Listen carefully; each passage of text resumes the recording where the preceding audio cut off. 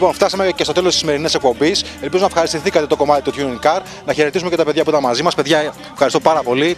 Να είστε καλά όλοι σας. Και εμείς ευχαριστούμε. Ευχαριστούμε πολύ τον κύριο Βασιλικό. τον κύριο Βασιλικό. Το χείο σε κινήσει. Το χείο σε κινήσει Και εμένα προσωπικά. και εσάς προσωπικά. Και εγώ όλους εσάς. Λοιπόν, παιδιά, γεια σας. Κάμερα. Γεια σας, θα δούμε στην επόμενη εκπομπή. Γεια. I'm talking to you, come on.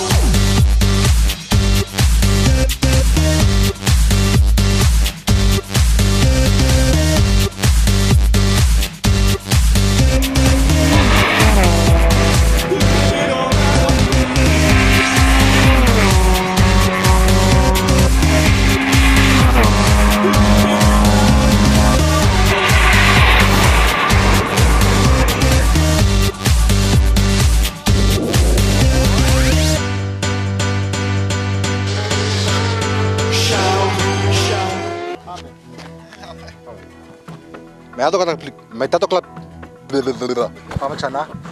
Ξανά. Πάμε. Πρέπει να έχεις το αυτό ρε που κάνει. Λοιπόν, Αρίστο, θα σου κάνω και εσένα την κλασική ερώτηση που κάνω πάντα στο άνοιγμα των Tuning Car. Την έκανα και στο Λεωνίδα, για την κάνω σένα. Γιατί Γάλλο και όχι Ιταλό, Ιάπωνα ή Γερμανό? Μετά. Λοιπόν,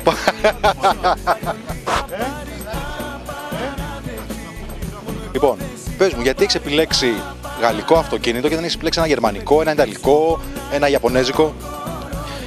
Του!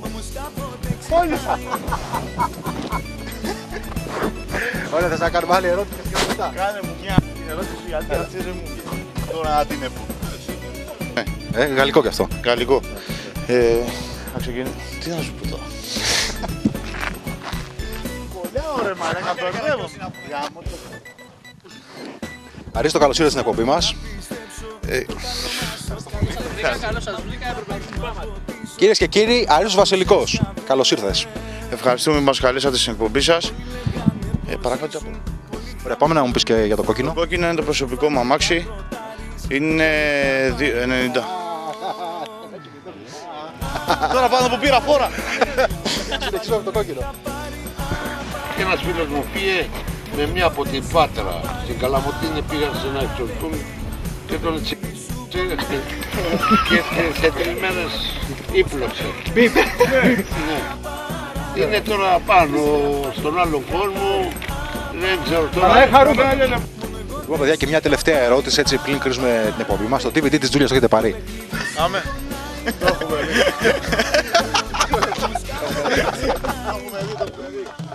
Και ο Γιώργος μου το έχει δει. Και μου λέει παπά, του λέω σκάσε και βλέπει.